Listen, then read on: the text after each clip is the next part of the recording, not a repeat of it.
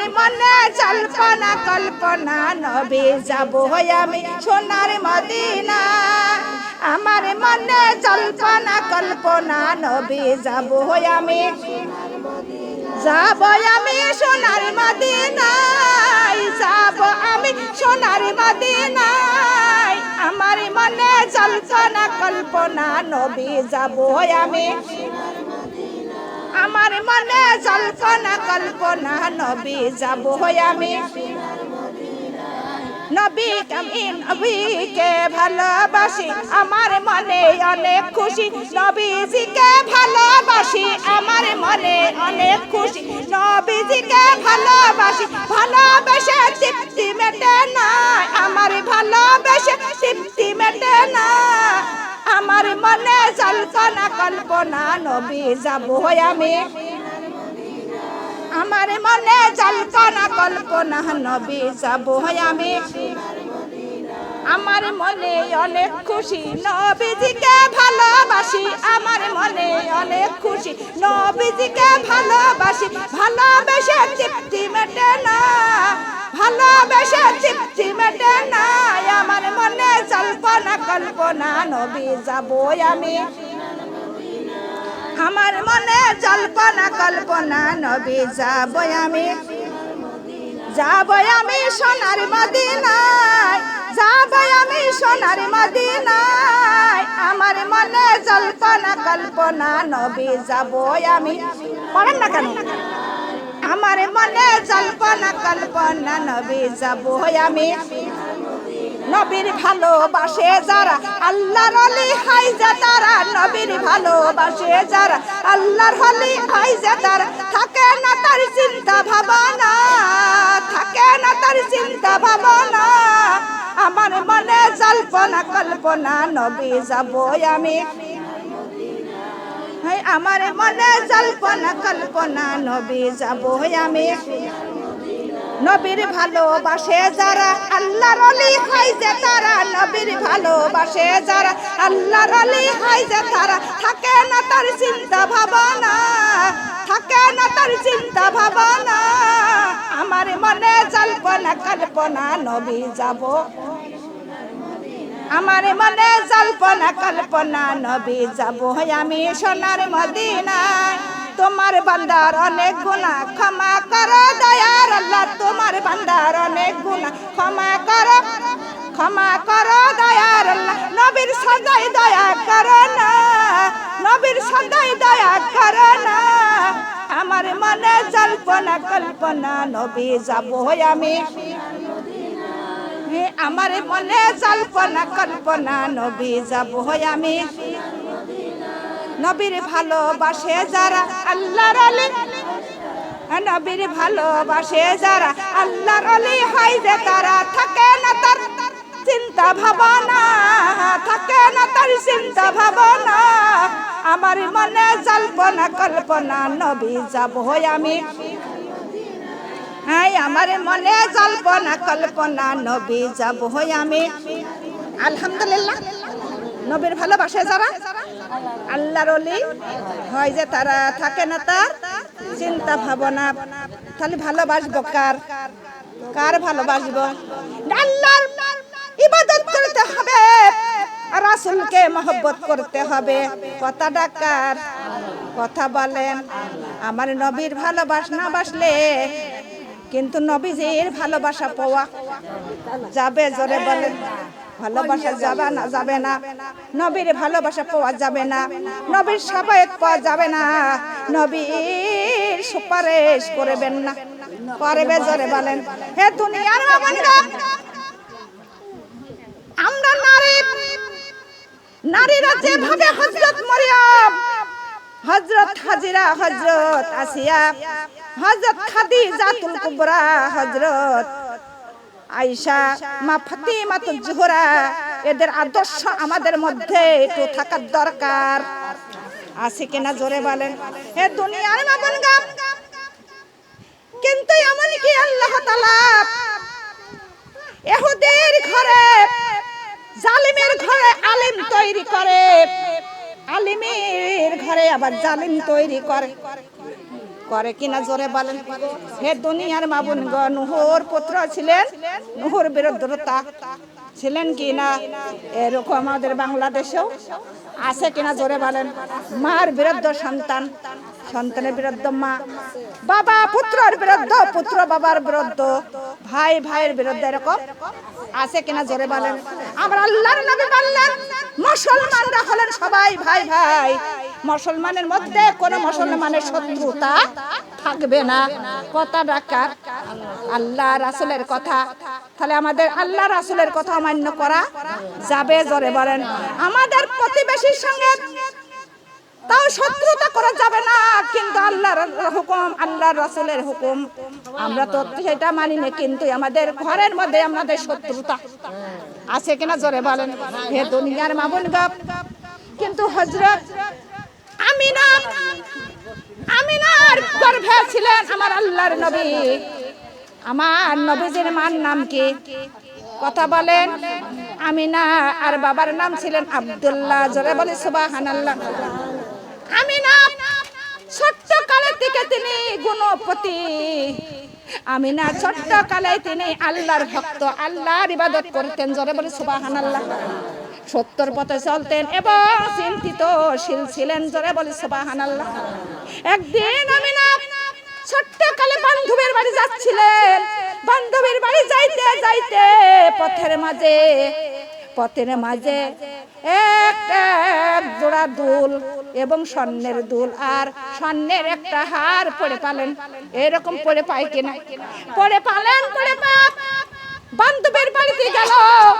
বান্ধবীর বাড়িতে যা বলতেছে, বান্ধবী আমি একটা দুল আর এই হারটা পড়ে পেয়েছি, কিন্তু এই না জানি কার হার আর কার দুল, কিন্তু সে মনে হয় ওখানে খোঁজ করতেছে, কিন্তু আমার সেখানে যাইয়া এই হার আর দুল ফেরত দিতে হবে, তাকে খুঁজে তাকে দিতে হবে। জোরে বলি সুবহানাল্লাহ। বান্ধবী বলতেছে, বান্ধবী কিন্তু এই হার আর দুল বিক্রি করে আমরা কিছু খেলনার জিনিস কিনবো, আমরা খেলা করব।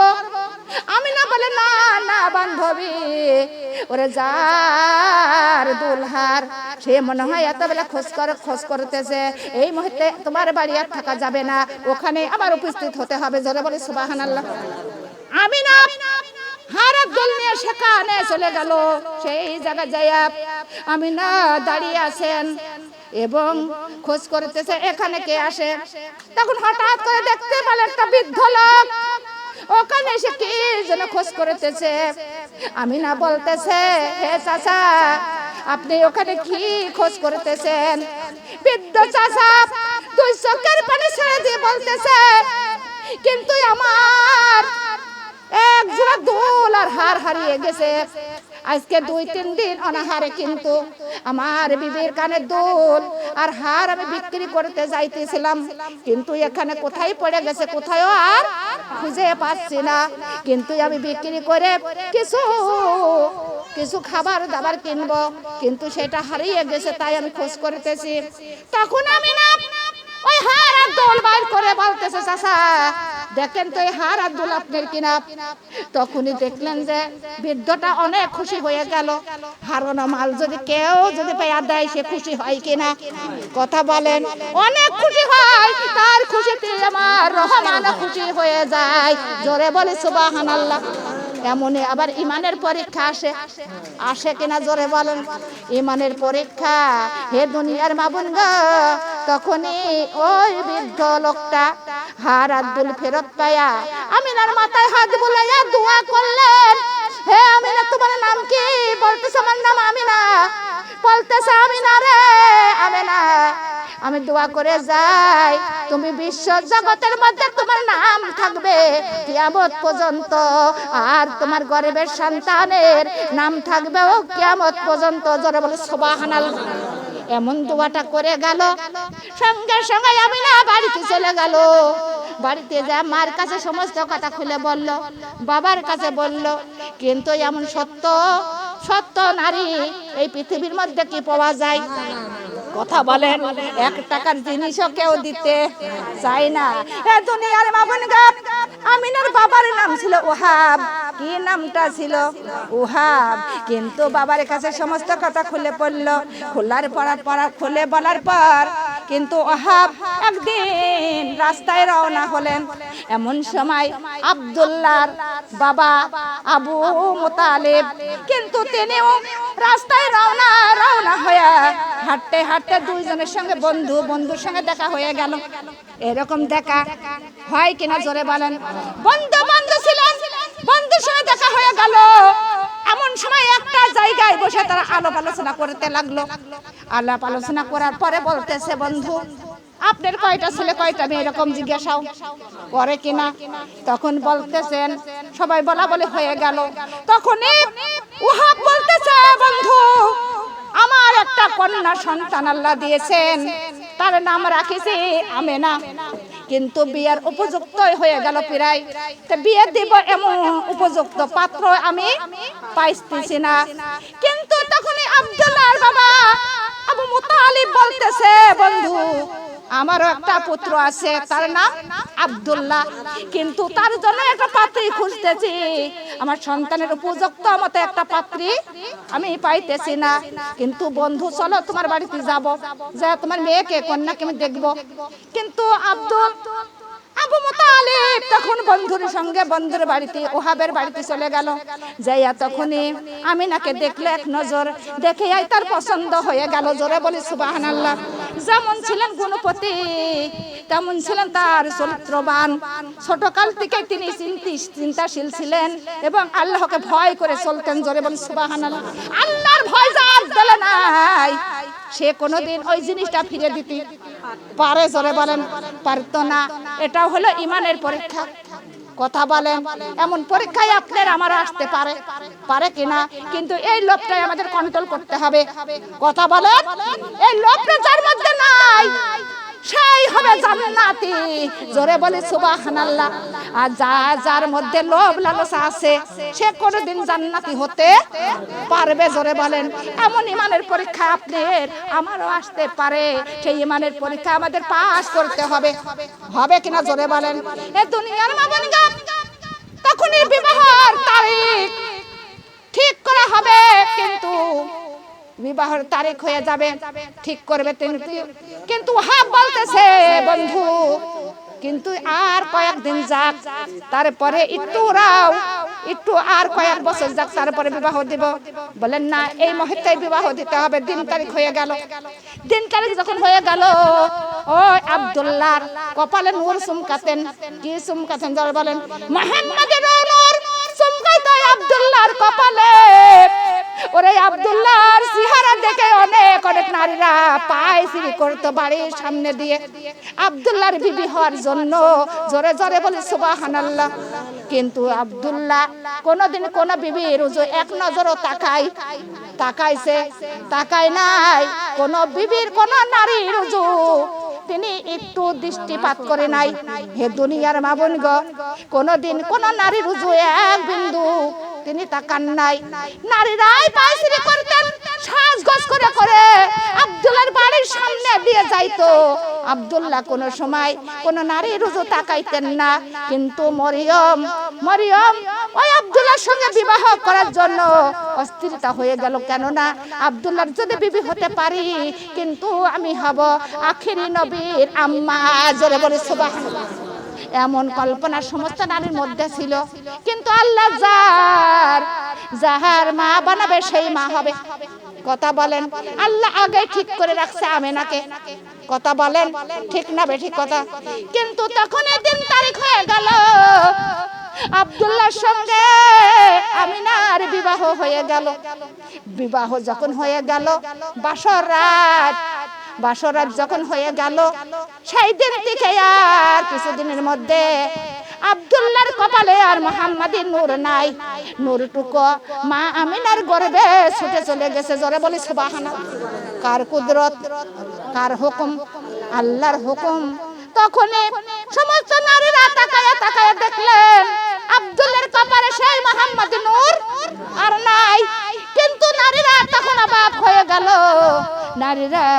সমস্ত নারীরা আব্দুল্লাহর কাছে যা বললেন, আব্দুল্লাহ তুমি কি বিবাহ করেছো? বলে হ্যাঁ। বলে বিবাহ করেছো, বাসর করেছো? বলে হ্যাঁ, বাসরও হয়ে গেছে। কিন্তু আমার তাই তখন নারীরা বললেন, তোমার মুহাম্মাদের নূর তোমার বিবির গর্ভে সেই হবে গো আখিরি নবীর আম্মা। জোরে জোরে বলে সুবহানাল্লাহ। কিন্তু তখন থেকে আর কোন নারী আর আব্দুল্লাহর বাড়ির সামনে আর যাইতো না। কিন্তু মরিয়ম কোনোদিন বিবাহ করলো না। আব্দুল্লাহর বিবি হতে চেয়েছিল, তাই সে কোনোদিন বিবাহ করলো না, প্রতিজ্ঞা করেছিল। জোরে বলি সুবহানাল্লাহ। হে দুনিয়ার মাবুনগণ, যখন 6 মাস গর্ভবতী, তখন আব্দুল্লাহ বলতেছেন, বিবি বাড়ি আর থাকা যাবে না, কেননা আমার বাণিজ্য করতে হবে, বাড়িতে নতুন মেহমান আসতেছে, কিছু টাকা পয়সার দরকার আছে কিনা, তাই আমি বাণিজ্য করতে যাব। বাণিজ্য মানে ব্যবসা, ব্যবসা করতে যাব, তুমি অনুমতি দাও। আমি না অনুমতি দিয়ে দিলেন। কিন্তু আব্দুল্লাহ তিনি ব্যবসায় চলে গেল। কিছুদিন হয়ে গেল, চিঠি পাঠাই ভালো, হঠাৎ করে একদিন চিঠি পাঠাইলো বাবার কাছে, বাবা আমার প্রচন্ড গায়ে জ্বর। জ্বরের মালিক কে? জ্বরে বলেন আল্লাহ। আল্লাহ ছাড়া কারোর ক্ষমতা কি আছে? যখন গায়ে প্রচন্ড জ্বর, তখন মুতালিবের কাছে যখন এই পত্র চলে আসলেন, আবু মুতালিব তখন তার সন্তান আমির হামজা এবং হারিসকে পাঠিয়ে দিলেন ও সেই সিরিয়াতে। তখন সেখানে তারা চলে গেল, চলে যা দেখে তার গায়ে প্রচন্ড জ্বর। কিন্তু প্রচন্ড জ্বর, ডাক্তার দেখায়ও কোনো কাজেও আসলেন না। কিন্তু ওখানে আব্দুল্লাহ ইন্তেকাল করলেন। জোরে বলি সুবহানাল্লাহ। ইন্তেকাল করার পর চিঠি পাঠাইলো,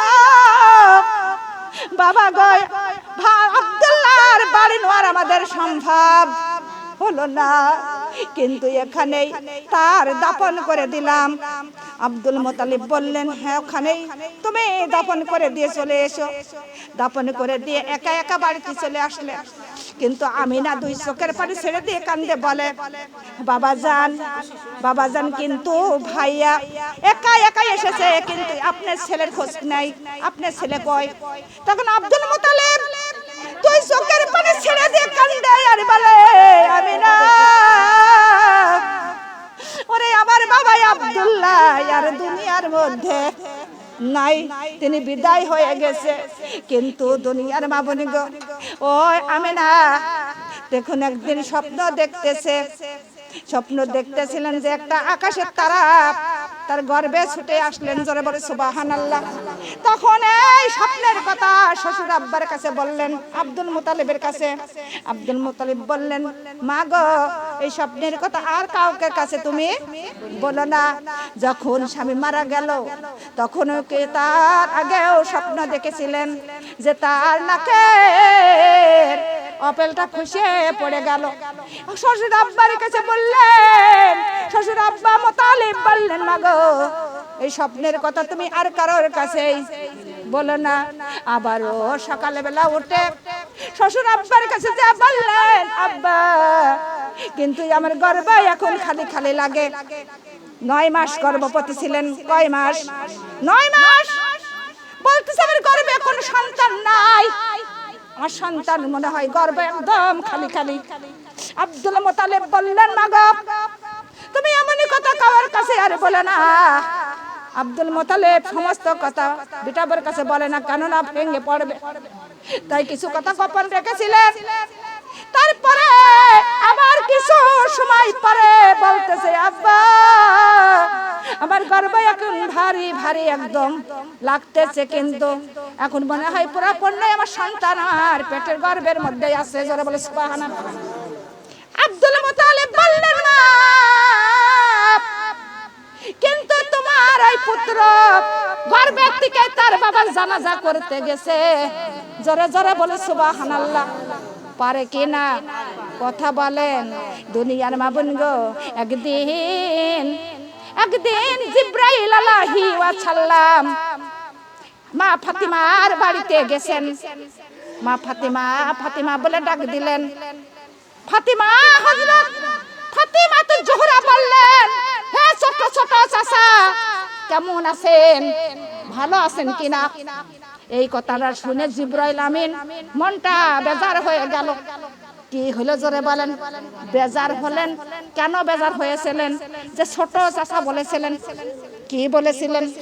কথা বলেন না কেন? ছোট চাচা, ছোট চাচা আপনি কেমন আছেন? তাই জিবরাইল আমিনের মনটা বেজার হয়ে গেল। কিন্তু জিবরাইল আমিন তখন আল্লাহর নবীর দরবারে চলে গেল। আল্লাহর নবীর দরবারে যে বলতেছে মনটা বেজার, মুখটা ভারী। তখন আল্লাহর নবী বললেন, হে ভাই জিবরাইল, আপনার মনটা এত এত বেজার কেন? আপনার মন বেজার কেন? কি হয়েছে? তখন জিবরাইল আমিন বললেন, আল্লাহর নবী গো, আমি আপনার বাড়িতে নিয়ে গিয়েছিলাম আপনার মেয়ে, আপনার কন্যা ফাতিমা। ফাতিমা আজকে আমাকে ছোট চাচা বলেছে। জোরে বলে সুবহানাল্লাহ। কি বলেছে? ছোট চাচা। তাই আমার মনটা খুব বেজার হয়ে গেছে। কেন না আমি হলাম এই দুনিয়ার পৃথিবীর বড়, আর আমার বলল ছোট চাচা। কিন্তু তখন আল্লাহর নবী বলতেছেন, ভাই জিবরাইল, তুমি যখন এই দুনিয়াতে যখন তোমার সৃষ্টি করা হয়েছিল প্রথমবারে, তুমি দুনিয়ার মধ্যে কি কি দেখেছিলে? কিছু কি দেখেছিলে? তখনই জিবরাইল আমিন বলতেছে, হে আল্লাহর নবী, আমি যখন আমি দুনিয়ার মধ্যে আল্লাহ তাআলা আমাদের সৃষ্টি করলেন, যখন আমি চোখ খুললাম তখনই প্রথমে আমি দৃষ্টিতে দেখতে পেয়েছিলাম আকাশে একটা তারা। কি দেখেছিল? আকাশে একটা তারা। আল্লাহর নবী বললেন, হে ভাই জিবরাইল, সেই তারাটা কয়বারে দেখেছেন? জিবরাইল আমিন বললেন, আল্লাহর নবী গো, সেই তারাটা 72 বছর পর পর আমি 70 বার দেখেছি। কয়বার? 72 বার। কিন্তু 72 বছর পর, 70 বছর পর পর আমি 72 বার দেখেছি। তখন আল্লাহর নবী বললেন, হে ভাই জিবরাইল, সেই তারকাটা এখন কি আর দেখতে পান? বলেন না, সেই তারকা আর আমি কোনোদিন দেখি নাই। আল্লাহর নবী বললেন, ও ভাই জিবরাইল, সেই তারকাটাই ছিলাম হলাম আমি। জোরে বলি সুবহানাল্লাহ বলেন না। সেই তারাটাই ছিলাম আমি। কিন্তু থালি আল্লাহর নবী এই দুনিয়া সৃষ্টির আগেও সৃষ্টি। জোরে বলি সুবহানাল্লাহ। যার দিয়ে খেলা শুরু হয় তার দিয়ে আবার খেলা শেষ হয়। কথা বলেন। হে দুনিয়ার মা বোন গো, জিবরাইল আমিনের আর মুখে কোনো কথা ছিলেন না। কিন্তু তাই আল্লাহর নবী বললেন, ও ভাই জিবরাইল, কিন্তু আমার ফাতিমা কিছুই ভুল বলি নাই। ভুল বলেছে? ভুল বলি নাই আপনি, খালি তো ছোট চাচাই হলেন। তখন আর জিবরাইলের মুখে কোনো কথা ছিলেন না। জোরে জোরে বলি সুবহানাল্লাহ। এ দুনিয়ার মা বোন গো, তাহলে আমার আল্লাহর নবী পৃথিবীর সৃষ্টি করার আগে আমার আল্লাহর নবীর সৃষ্টি যখন আকাশে তারকা হয়েছিলেন, আল্লাহ রাসূলের নাম ছিলেন আহমদ। কি নাম ছিলেন? কথা বলেন। আর যখন দুনিয়ার মধ্যে আসলেন তখন আমার আল্লাহ নিজেই নাম রেখেছেন মুহাম্মদ সাল্লাল্লাহু আলাইহি ওয়াসাল্লাম। জোরে বলে সুবহানাল্লাহ। দুনিয়ার মাবুদ আল্লাহর নবী যখন গর্ভের মধ্যে ছিলেন, মা আমিনা যখন পানি আনতে যাইতেন কুয়ায় কোনো পানি ছিল না। আল্লাহ রাসূল গর্ভের মধ্যে তখন কে যেন এসে ওই কুয়ার থেকে পানিটা তুলিয়া আমার মা আমিনার ওই কানকে তুলে দেয় ঘোড়াটা। জোরে জোরে বলে সুবহানাল্লাহ। আমিনার কানকে কে যেন কলসিটা তুলে দেয়। একদিন আমিনা দেউরির মাঝে কলসি নিয়ে আসতেছেন, এমন সময় পাখিরা ঝাঁক ধরে যাচ্ছেন। পাখিরা ঝাঁক ধরে যাচ্ছে, এমন সময় একটা পাখি বলতেছে, ও পাখিরা তোমরা আমিনার মাথার উপর দিয়ে তোমরা যেও না, কেননা আমিনার গর্ভে রহমতুল লিল আলামিন। জোরে জোরে বলি সুবহানাল্লাহ। আমরা যদি আমিনার মাথার উপর দিয়ে উড়ে যাই তাহলে আখিরি নবী আমার মুহাম্মদ সাল্লাল্লাহু আলাইহি ওয়াসাল্লাম তার অসম্মান করা হবে। তাই আমার আমিনার মাথার উপর দিয়ে কোনো পাখি যাইও না। সমস্ত পাখি আশপাশ দিয়ে চলে গেল। আমিনা তখন দৌড়ের মাঝে এমন সময় দুইটা বাঘ হুঙ্কার ছাড়তে ছাড়তে চলে আসলেন। বাঘ দুটি আসিয়া তখন আমিনা ভয় পেয়ে গেল, কেন না বাঘ দেখে তো ভয় পাই, কথা বলেন বাঘে কারো ছাড়ে না, কিন্তু আমিনা একটু ভয় পেলেন। কিন্তু আমিনা তখন ভয় পেয়ে গেল, যখন ঘরের মধ্যে যাইতেছিল এমন সময় বাঘের জবান খুলে গেল। জবানটা খুলে দিল কে? কথা বলেন, আমার আল্লাহ খুলে দিল। আমার আল্লাহ যখন খুলে দিল, বাঘ বলতেছে, আমিনা তুমি ঘরের মধ্যে যেও না, আমরা বাঘ তোমাকে খাবো না, আমরা দুই বাঘ তোমাকে আমি সালাম করে যাই, সালাম করতে এসেছি, কেননা তোমার গর্বে রহমতাল লিল আলামিন। জোরে জোরে বলি সুবহানাল্লাহ। ও দুনিয়ার মা বোন গো, আমিনা বলেন তখন একটু আমি দাঁড়াইলাম, দুইটা বাঘ নরম ভদ্র ভাবে আমাকে সালাম করে গেলেন। জোরে বলি সুবহানাল্লাহ। হে দুনিয়ার মা বোন গো, সে নবীর উম্মত হলাম আমরা, নবীর উম্মত আমরা, কিন্তু আমার শিশু নবী একদিন শিশু নবী যখন হোমস্টিতে পড়লেন, যখন প্রশ্নের বাদনা উঠে গেল, এমন সময় আব্দুল মুতালিব তার আমিনার ঘরের সামনে বসে আছেন। এমন সময় দেখে আকাশের দিকে তিনটা নারী হাতের নূরের বাতি হাতে করে করে মা আমিনার ঘরে চলে গেল। জোরে বলি সুবহানাল্লাহ। মা আমিনার ঘরে যখন গেলেন, তখন আব্দুল মুতালিব বসে আছেন। আমিনার ঘরে ঢুকিয়া তিনটা মহিলা, কেউ আমিনার হাত পাও ডলে দিচ্ছে, কেউ বাতাস করতেছে, আবার কেউ আমিনার শরবত খাওয়াইয়া দিচ্ছেন। জোরে বলি সুবহানাল্লাহ। ইয়া নবী সালামু আলাইকা, ইয়া রাসূল সালামু আলাইকা, ইয়া হাবিব সালামু আলাইকা, সালাওয়াতুল্লাহি। নবী গো আপনি থাকবেন মাউতে, নবী গো আপনি থাকবেন কবরে, নবী গো আপনি থাকবেন হাসরে, হাউজে কাউসার বিলাইবেন। ইয়া নবী, ইয়া নবী সালামু আলাইকা, ইয়া রাসূল সালামু আলাইকা, ইয়া হাবিব সালামু আলাইকা, সালাওয়াতুল্লাহি। আলহামদুলিল্লাহ। তখন সমস্ত পাখিরা, আকাশের তারা এবং সব চাঁদ সূর্য সমস্ত কিছু দুরূদ পাঠ করতে লাগলে, সালাম পড়তে লাগলেন। জোরে বলে সুবহানাল্লাহ। হে দুনিয়ার মা বোন গো, আমিনা বলতেছেন, আমার কে গো তুমি? অপরিচিত নারী তুমি কে? আমার মাথায় হাত বুলাইতেছো, আমার গাও ডলে ডলে দিচ্ছ, তোমার পরিচয়টা কি? তখন ওই নারীটা বলতেছে, হে আমিনা, আমার পরিচয় আমি হলাম ঈসা নবীর আম্মা, আমার নাম হলেন মরিয়ম। আল্লাহর হুকুমে তোমার খেদমতে এসেছি, কেননা তোমার গর্বে রহমতাল লিল আলামিন। যারা বলে সুবহানাল্লাহ। তখন আমিনা বলতেছেন, কে রে আমার গায়ে বাতাস দিতেছো, তোমার পরিচয়টা কি? তখন তিনি বললেন, আমিনা রে, আমার পরিচয় আমি হলাম ফেরাউনের বিবি আসিয়া, আমি আল্লাহর হুকুমে তোমার খেদমতে এসেছি, কিন্তু তোমার গর্বে রহমতাল লিল আলামিন। যারা বলে সুবহানাল্লাহ। তখন আমিনা বলতেছেন, কে রে আমার শরবত বানিয়ে খাওয়াই দিতেছো, তোমার পরিচয় কি? তখন তিনি বলতেছেন, আমিনা, আমার পরিচয় আমি হলাম ইব্রাহিম জাতির পিতা, ইব্রাহিম আলাইহি ওয়াসাল্লামের বিবি, আমার নামই হলেন হাজিরা। জোরে জোরে বলে সুবহানাল্লাহ। কার হুকুমে?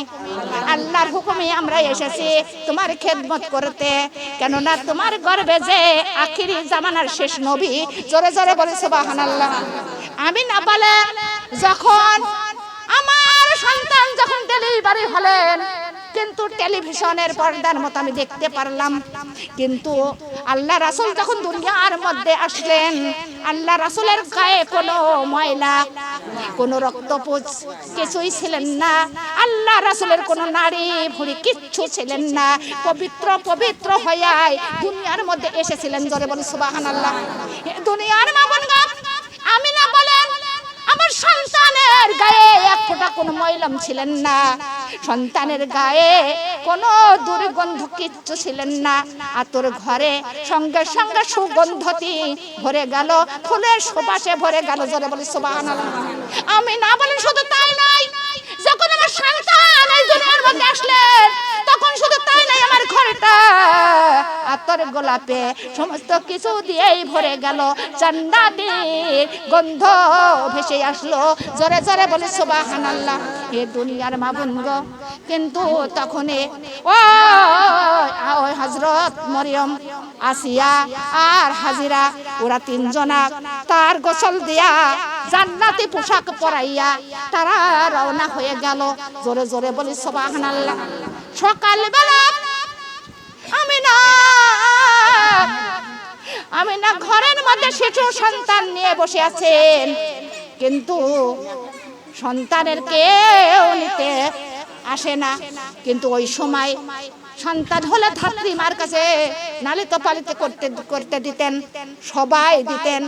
কিন্তু তার বাড়িতে 1 বছর 2 বছর 3 বছর 5 বছর করে থাকতেন, তারপরে সন্তান তার বাড়ি তার কাছে ফেরত দিতেন। কিন্তু যে লালিত পালিত করত তার আবার তার উপযুক্ত বেতন দেওয়া হতো। জোরে জোরে বলি সুবহানাল্লাহ। লা ইলাহা